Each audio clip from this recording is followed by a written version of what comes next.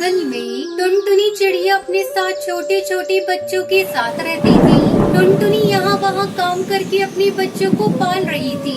एक दिन जब टुनटुनी काम पर जा रही थी तब उसका बेटा मुन्ना टुनटुनी से कहता है, मम्मा, मेरे दोस्त के पास चाबी वाला बंदर है, आप मेरे लिए भी वैसा ही खिलौना ला दो ना। तभी सुनहरी चिड़िया कहती है, मम्मा मम्मा, मैं गुब्बारे लूंगी, वो भी उड़ने वाला। ठीक है बच्चों, शाम को मैं तुम लोगों का सामान लेकर आऊंगी। तुम घर से बाहर मत जाना, बाहर मौसम खराब है और सांप बिच्छू घूम रहे होंगे। तब तक आप लोग कमेंट में बताएं 58 + 68 + 88 कितने होते हैं। ये कहकर टुनटुनी अपने काम पर चली जाती है, लेकिन उस दिन उसे कोई काम नहीं मिलता। शाम को वो खाली हाथ अपने घर लौटती है। उसे देखकर बच्चे खुशी से चिल्लाने लगते हैं, मम्मा आ गई, मम्मा आ गई। मम्मा, आप मेरा चाबी वाला बंदर लाई हो ना, कहाँ है? मुझे जल्दी दो। और मेरा उड़ने वाला गुब्बारा कहाँ है मम्मा? आप चुप क्यों हो? कुछ बोलते क्यों नहीं? हम सब आपसे बात नहीं करेंगे। आप छोटी हो मम्मा, झूठा वादा करती हो हम लोगों से। बच्चों, मुझे माफ कर दो, मैं तुम लोगों से छोटा वादा नहीं करती, पर क्या करूं? आज मुझे कोई काम नहीं मिला। मैं कहां से तुम लोगों के लिए खिलौने लाती? मैं कल जरूर तुम लोगों के खिलौने ला दूंगी। बच्चे टुनटुनी से नाराज होकर सो जाते हैं। अगले दिन टुनटुनी फिर से काम पर जाती है। आज उसे ईंट भट्टे पर काम मिल जाता है। शाम को जब अपने घर आती है तो हाथ में ढेर सारे खिलौने और गुब्बारे लाती है। खिलौने गुब्बारे देखकर बच्चे खुश हो जाते हैं। इस तरह दिन बीतने लगते हैं। एक दिन टुनटुनी काम पर जा रही थी, लेकिन आज उसकी तबीयत कुछ ठीक नहीं थी। वो काम करते करते बेहोश हो जाती है। अरे क्या हुआ टुनटुनी बहन, कुछ तो बोलो। पास में काम करता हुआ कालू कौवा वहाँ आता है और उसे होश में लाने की कोशिश करता है। तभी उसी भट्टे का मालिक भुल्लाबाज वहाँ आता है।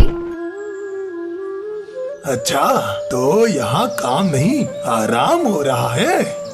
नहीं नहीं मालिक, टुनटुनी बहन काम करते करते बेहोश हो गई है। इन्हें मैं होश में लाने की कोशिश कर रहा हूँ। तू क्या डॉक्टर है बे? चल भाग यहाँ से और जाकर अपना काम कर। थोड़ी देर में ये खुद ब खुद होश में आ जाएगी। थोड़ी देर में टुनटुनी होश में आती है। वो सेठ के पास जाकर कहती है, सेठ जी, मेरी तबीयत ठीक नहीं है, मुझे कुछ पैसे दे दीजिए जिससे मैं दवा खरीद सकूं। पैसे? तूने आज काम तो कुछ भी नहीं किया और तुझे पैसे भी चाहिए। अगर पैसे चाहिए तो तुझे काम करना पड़ेगा, काम। टुनटुनी किसी तरह काम करती है और शाम को दवा लेकर घर आती है। क्या हुआ मम्मा, आज आपने आने में इतनी देर क्यों कर दी?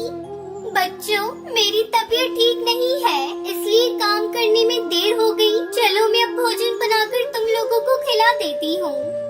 मम्मा, हमने भोजन बना दिया है, आप आराम करो, कल से आप काम करने नहीं जाओगी। मेरे बच्चों, तुम लोग अब समझदार हो गए हो, मुझे कुछ नहीं हुआ है, मैं नहीं जाऊंगी कल से काम पर। कुछ ही दिनों में टुनटुनी ठीक हो जाती है। वो फिर से अपने काम पर जाने लगती है और अपने बच्चों के साथ खुशी खुशी रहने लगती है।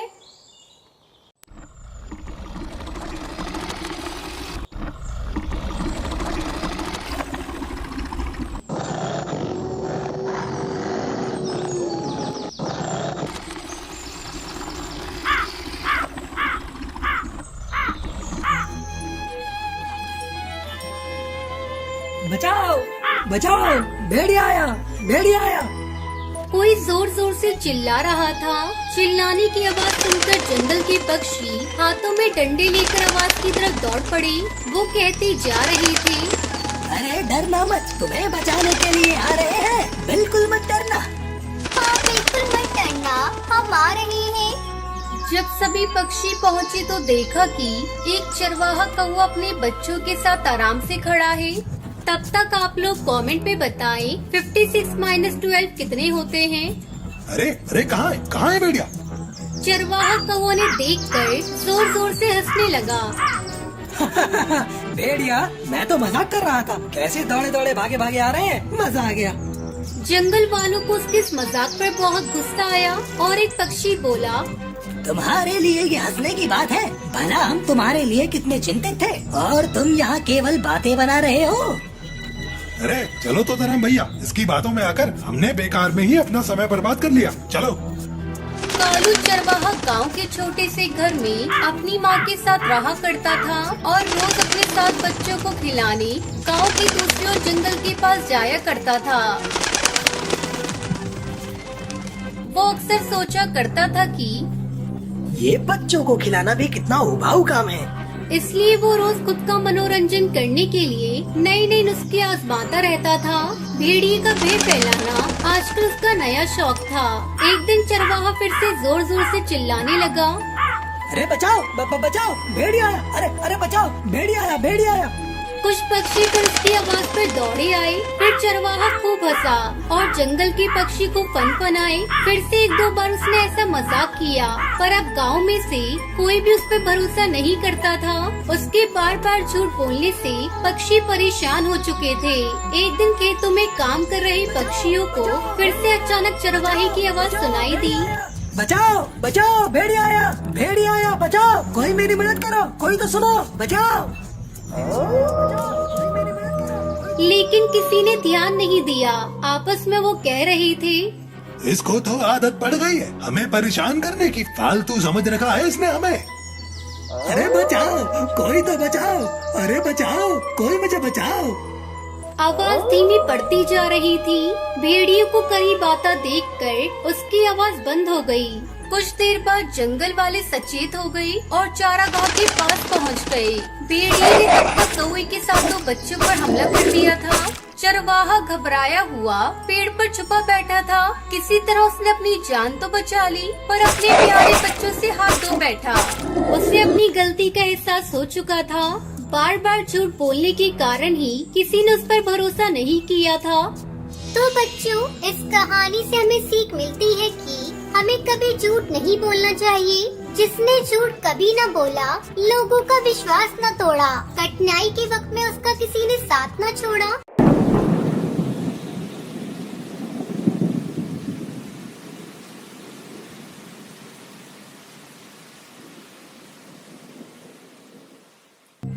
मुंबई के जंगल में टुनटुनी चिड़िया अपने पति कालू कौवे और बूढ़े सास ससुर के साथ रहती थी। कालू हर साल अपने खेत में भिंडी की खेती किया करता था, जिससे उसकी अच्छी आमदनी हो जाती थी। एक दिन वो अपनी लहराती फसल को देखकर बहुत खुश हो रहा था। इस बार मेरे खेत में कितनी हरियाली है। अब बस कुछ ही हफ्तों की देरी है जब मेरी भिंडी की फसल पककर तैयार हो जाएगी। इस बार मैं भिंडी बेचकर सारे कर्ज चुका दूंगा और कुछ पैसे अगली फसल के लिए भी बचा कर रखूंगा, ताकि उस लालची कड़कनाथ से मुझे कर्ज न लेना पड़े। टुनटुनी बहू, भोजन हो गया हो तो ला मेरे बेटे के लिए, वरना ये फिर किसी काम में लग जाएगा। अभी लाती हूँ माँ जी। टुनटुनी भोजन लाकर अपने पति को देती है। अरे बहू, जरा इसका ध्यान रखा कर। देख तो सूख कर कांटा हो गया है। मैं क्या करूँ माँ जी, दिन रात इन्हें समझाती रहती हूँ कि खान पान का ध्यान रखो, पर नहीं, इन्हें तो बस फसल की चिंता सताती है कि सही सलामत फसल मंडी तक पहुँच जाए। तब तक आप लोग कमेंट में बताएं 28 डिवाइडेड बाई 4 कितने होते हैं। इस तरह कुछ दिन बीत गए।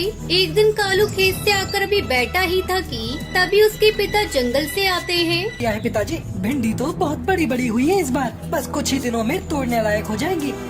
धीरे धीरे रात हो जाती है और पूरा परिवार खाना खाकर सो जाता है। अचानक बिजली की कड़कड़ाहट से सबकी नींद खुल जाती है। बाहर जोरों से बारिश हो रही थी। पिताजी, अब क्या होगा? इतनी तेज बारिश में हमारी भिंडी की फसल बर्बाद हो जाएगी। मैं खेत पर जाता हूँ। अरे बेटा, तू बेकार में जा रहा है। तेरे पिताजी ने पानी निकालने का रास्ता बना दिया है। बारिश का पानी निकल जाएगा, तू चिंता मत कर। नहीं माँ, मुझे जाना ही होगा। तो ठीक है, आप पिताजी को भी साथ लेकर जाइए। मैं आपको अकेले नहीं जाने दूंगी। लालू अपने पिता के साथ खेत पर चला जाता है। सारी रात बीत जाती है पर दोनों घर नहीं लौटते। अगली सुबह उन्हें देखने के लिए टुनटुनी और सुंदरी खेत पर जाती हैं, पर वहाँ का नजारा देखकर टुनटुनी दहाड़े मारकर रोने लगती है। हे भगवान, ये क्या हो गया? अब मैं किसके सहारे जीऊंगी? हे प्रभु, ये आपने क्या किया? मेरा घर उजाड़ कर रख दिया। खेत के बीचों बीच दोनों बाप बेटे मरे पड़े थे। उन पर आकाशीय बिजली गिर गई थी। समय गुजरने लगता है। सदमे से टुनटुनी की सास की भी मौत हो जाती है। टुनटुनी अब बेसहारा हो चुकी थी। घर में रखा सारा अनाज खत्म हो चुका था। एक दिन वो पहाड़ पर बैठी अपनी किस्मत पर आंसू बहा रही थी। तभी वहाँ एक बाबा बाज आता है। क्या बात है बेटा, तुम इस तरह इन पहाड़ों पर बैठकर क्यों रो रही हो? मुझे अपनी समस्या बताओ, शायद मैं तुम्हारी कुछ मदद कर सकूं। टुनटुनी चिड़िया रोते रोते बाबा बास को अपनी सारी बात बताती है।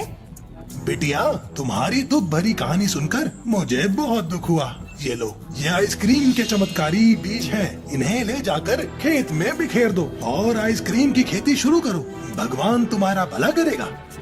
इस तरह टुनटुनी चिड़िया अपने दुखों को भुलाकर उस बाबा के द्वारा दिए हुए जादू आइसक्रीम के बीज से अपने खेत में आइसक्रीम की खेती करके अपनी जिंदगी खुशी खुशी गुजारने लगती है।